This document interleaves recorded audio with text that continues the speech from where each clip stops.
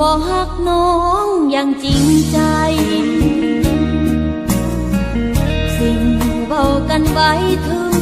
บ่มีค่าทุกอย่างแค่หยอกเบิ่งออกดอกหนาซึ่งเมื่อเจอหน้าลับตาก็เหมือนลืมกันป้อนเศษคำหวานค้างในความจำหลอกใจถลำลงตามคำมันว่าวหยอกสั้นบอกที่ว่าฮักกันตัวไปวันหักมันบ่มีแม่นบ่เจ็บย้อนรอน้องต้องทำใจซึมพอใกล้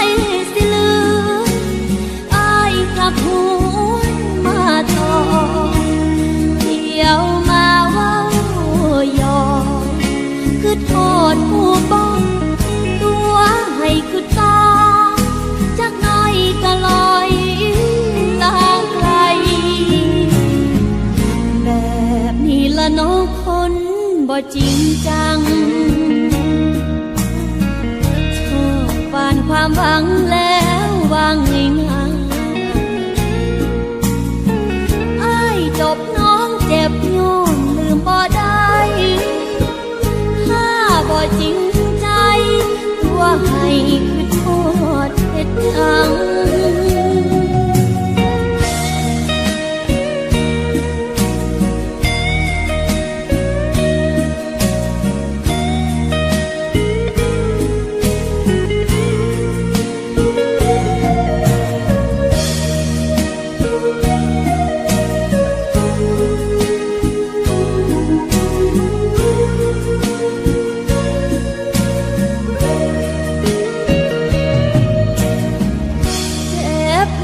รอน้องต้องทำใจจนน้ำตาซึมพอใกล้สิลืมอ้ายกลับหวนมาต่อเที่ยวมาเว้าหยอกคือโทษผู้บ้องตัวให้คือต่อจักน้อยก็ลอยลาไกลแบบนี้ละน้องคนบ่จริงจังชอบวานความหวังแล้ววางง่ายๆอ้ายจบน้องเจ็บย้อนลืมบ่ได้ถ้าบ่จริงใจตัวให้